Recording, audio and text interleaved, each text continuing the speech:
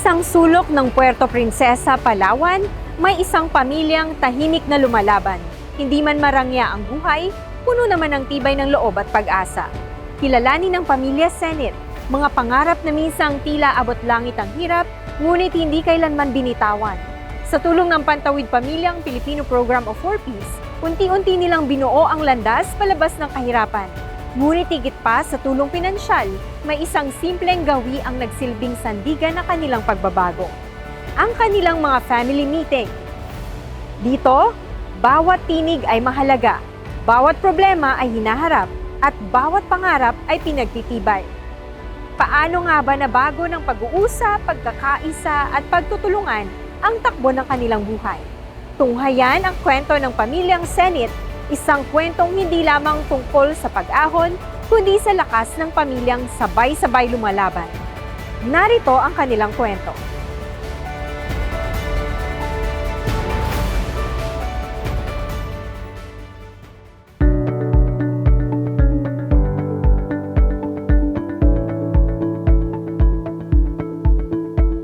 Kapag sinabing Puerto Princesa City, unang sumasagi sa isipan ang magagandang tanawin at masasarap na pagkain.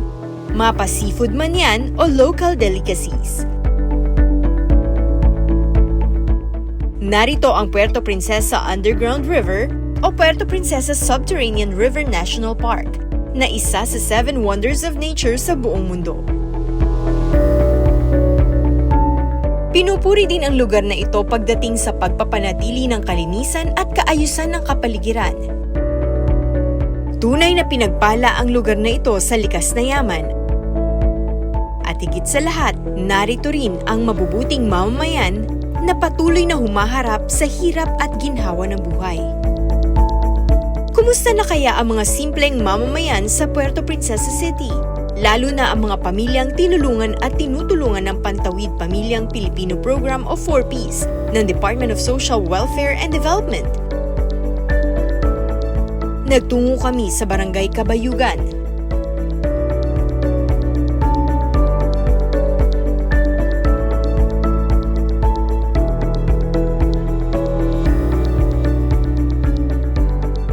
Binisita namin ang pamilya Senit. Naabutan namin sa kanilang tahanan si Nanay Rosalie at ang isa sa 5 niyang anak na si Clarinda. Nasa kanya-kanyang trabaho naman sina Tatay Judy at anak na si Jerome, habang ang iba nilang anak ay nasa ibang lugar. Si Tatay Judy ay nagtatrabaho sa isang resort sa Sabang Beach simula pa 2013, habang si Nanay Rosalie ay nag-aalaga sa kanilang mga anak at nagtatanim ng mga halaman na binebenta niya sa kapitbahay at mga kakilala. Ang anak na si Jerome naman ay nagtatrabaho sa Puerto Princesa Underground River. Sila ay benepisyaryo ng 4Ps simula pa taong 2016. Ang household po nila ay nagsimula rin po talaga sa wala. Ang pag-home visitation ko po sa lang last 2023, yung bahay po nila as in hindi po siya ganon ka-develop. Light materials lang po siya. May mga tagpi sa loob ng bahay nila na hindi naman develop talaga yung kanilang tahanan. Sa kabila ng naging pagbabago sa buhay ng pamilya Senit, sariwa pa sa alaala ni Nanay Rosalie at Clarinda ang kahapon. Mahirap po talagang buhay namin noon. Tapos yung asawa ko noon wala pa ring trabaho. Na-try po namin maubusan ng bigas, yung kunti na lang. Tapos dinagdagan namin ng kamote. yung bigas. Nagsusuman po si mama, tapos ilalako po namin yan sa umaga, kami yung magbebenta or dinadala namin yung iba sa school para ibenta po sa mga kaklase namin. And naglalakad kami as in, pero sa kabilang lang po, yung bundok na to, mayroon kasi kami doon taniman ng palay, tapos sumasama lang po kami kila papa para pag magtanim po doon or kapag mag-aan. Bukod sa hirap na naranasan noon, naging malaking dagok din sa pamilya na nagkasakit si Nanay Rosalie sa pagitan ng taong 2014 at 2015. Yung pinaka naging hirap na naranasan namin nung panahon po na nagkasakit ako. Ang findings po, admixal tumor siya. Cancerous na po siya. Kaya kailangan kong operahan. So nag-decide kami, syempre, dahil sa hirap ng buhay, hindi ako nagpa-opera. Pero nung time na yun talagang yung mga anak ko, naiwan sila dito na ako ay nasa hospital, binabantayan ako ng asawa ko. Yung mga anak ko, na-try po nila yan manguha ng mangga para ibenta po nila para may pambaon sila sa school. Natagpuan ang cancerous adnexal mass ni Nanay Rosalie sa pinakamalaking ugat sa kanyang tiyan. Kaya ganun na lamang ang kanyang pag-aalala sa kinabukasan ng kanyang mga anak sakaling mawala siya. Nakita ko yung anak ko naglalaba pa. Siyempre, iyak ako kay paano ng mga anak ko. Sa ganitong pagkakataon, madaling sumagi sa isipan ang sumuko. Pero hindi ito option para kay Nanay Rosalie. Talagang kailangan ng lakas ng loob.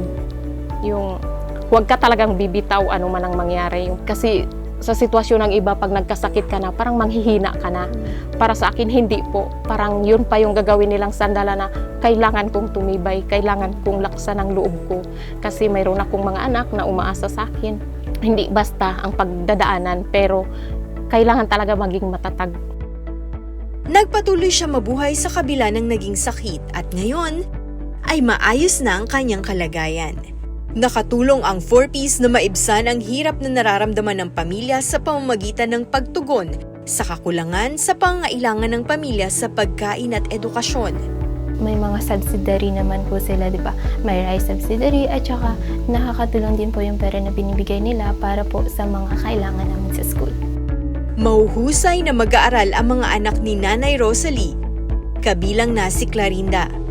Bilang pagsusumikap ng mag-asawa, ang isa pong anak nila na si Joy, ang panganay po nila ay nakapagtapos po ng pag-aaral sa kolehiyo at nakapagkuha po siya ng 2 degree. Then ang kanilang pangatlong anak po ngayon si Kla, kung saan ay cum laude sa financial management na kurso po.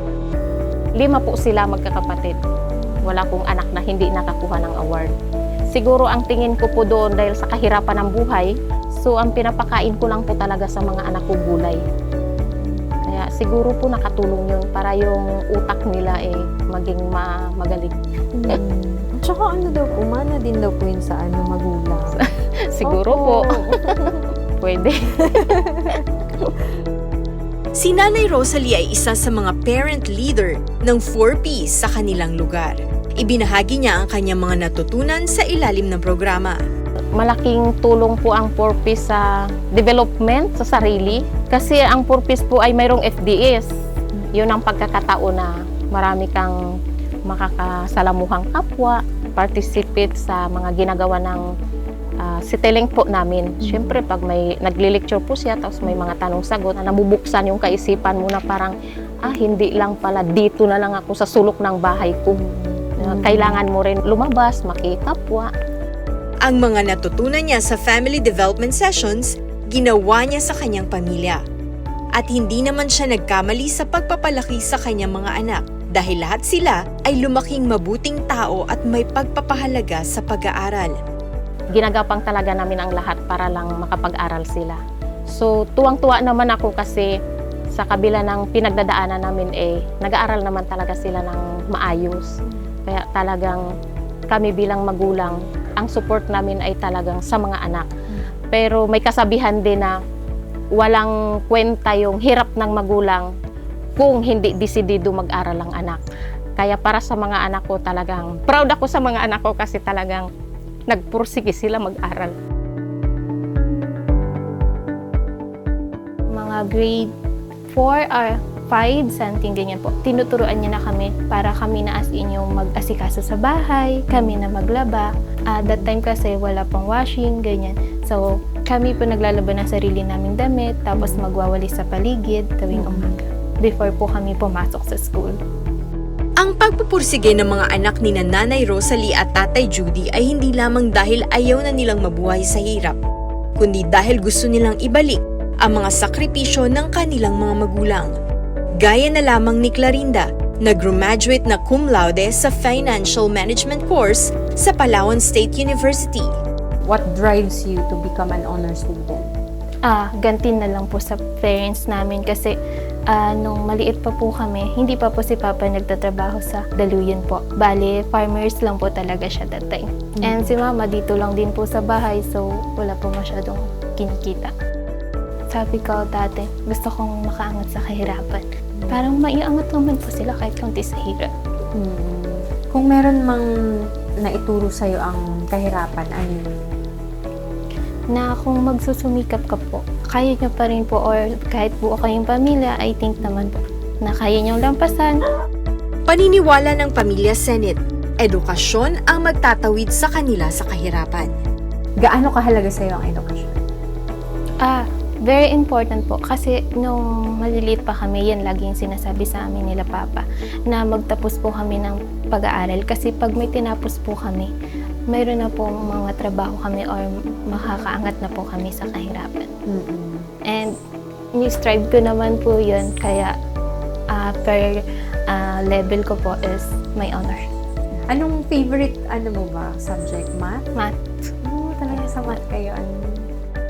Payo naman niya sa mga monitored children of 4Ps. I think para may angat natin yung kahirapan is katulad nga ng payo nila Mama, mag-aral talaga tayo. Okay lang naman po kahit hindi tayo nasa honor kasi same din naman po tayo lahat magtatrabaho. So, okay lang. Basta magtiyaga lang po, at least nakatapos tayo sa pag-aaral. Dahil malapit lang ang trabaho ni Tatay Judy, pinuntahan namin siya doon. Siya ang in charge sa pagpapanatili ng kalinisan sa resort.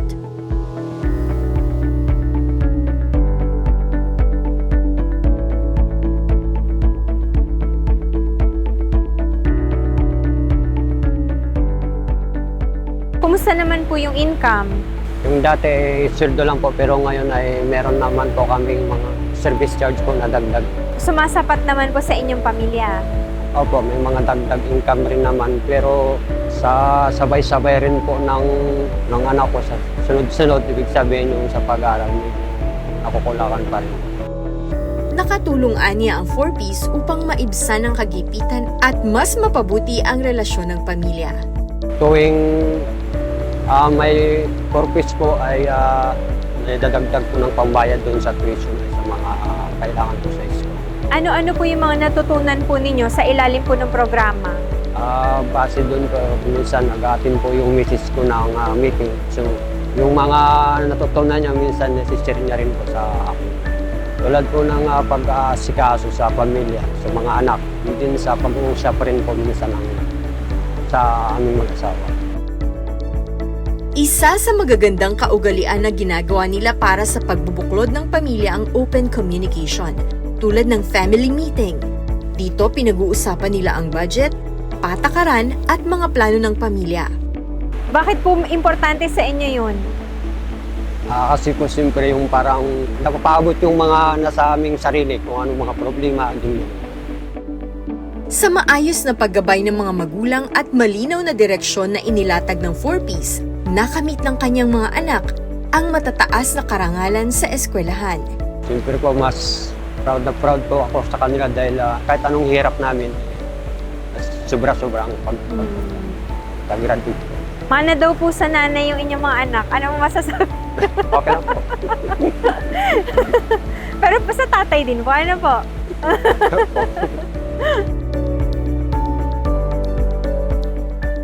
Nagpasalamat naman ang pamilya sa 4Ps sa magagandang naidulot ng programa sa kanilang buhay, mula sa pagkain, kalusugan hanggang sa edukasyon. Maraming salamat sa tulong ni 4Ps, ni DSWD. Malaking tulong po talaga sila sa buhay namin. Sa Pangulo, ganun din po kasi para matulungan ang katulad naming mga mamamayan na nasa ordinaryong buhay lang. Maraming salamat po sa inyo at sa DSWD. Malaking dagdag rin po na meron po yung purpose. Maraming salamat po dahil natulungan po kami ng DSWD. Nakatulong po sa aming purpose dahil po nakapagtapos mga kapatid ko po. Gusto ko lang pong pasalamatan yung DSWD dahil nakapasok po kami sa 4Ps and malaking tulong po yun sa pag-aaral naming magkakapatid. And salamat na rin po kay Presidente dahil ibinigay niya po yung mga subsidiary na 4Ps at nakatulong po yun sa maraming Pilipino. Bukod sa 4Ps, napabilang din ang pamilya sa Sustainable Livelihood Program o SLP at patuloy na nakakatanggap ng suporta mula sa kanilang lokal na pamahalaan. Ginawaran din sila bilang huwarang pantawid pamilya ng kanilang lungsod at naimbitahan sa 18th anniversary ng 4Ps sa Maynila, kasabay ng kanilang graduation bilang Pantawid Pamilyang Pilipino beneficiaries. Hindi sila humihinto na dumiskarte sa buhay para lang may itaguyod, may pagtapos ang kanilang mga anak. Talagang isa sila sa mga role model and very religious ang family nila. Talagang close family ties sila na pamilya. Nakatutok naman ang barangay sa listahan ng mga benepisyaryo ng 4Ps upang tiyakin na ang mga nararapat na pamilya ang sasailalim sa programa. Halos naka-duty sila talaga dito, nakakapokus doon sa kanilang mga nasakupang mga 4Ps dito sa Barangay Kabayugan po. Ayon din sa dita, mayroon kaming 185 family na pumasa. Talagang ako po, hindi na kasi pumapayag din sa barangay namin na yung pagkuha at pili ng 4Ps ay palakasan. No? hindi tayo papayag dahil sinasabi ko nga, yung pag-evaluate, nalalaman namin, nakikita, tinatanong ko rin madalas, talagang sakto rin na dapat nila ang tulungan. Nanawagan din siya sa kapwa niya leader ng barangay sa buong bansa. Sana kung may mga 4Ps ang inyong barangay, walang palakasan. Kawawa naman po ang dapat nating tulungan. Walang kamag-anak, walang malakas sa kapitan dahil maraming nangangailangan ng tulong ng gobyerno. Maraming salamat po, DSWD!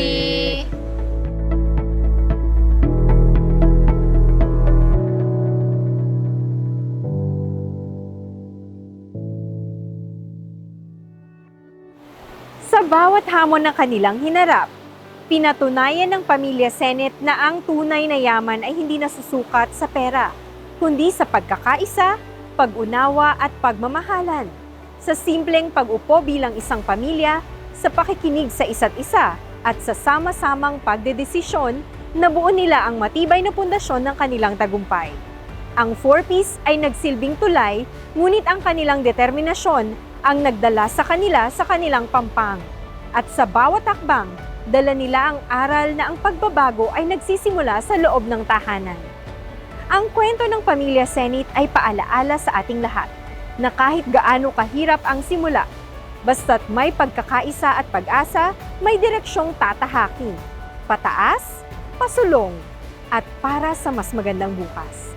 Naway nabigyan namin kayong muli na magandang halimbawa ng gawaing pampamilya na maaaring maging hakbang tungo sa pagbabagong inaasam.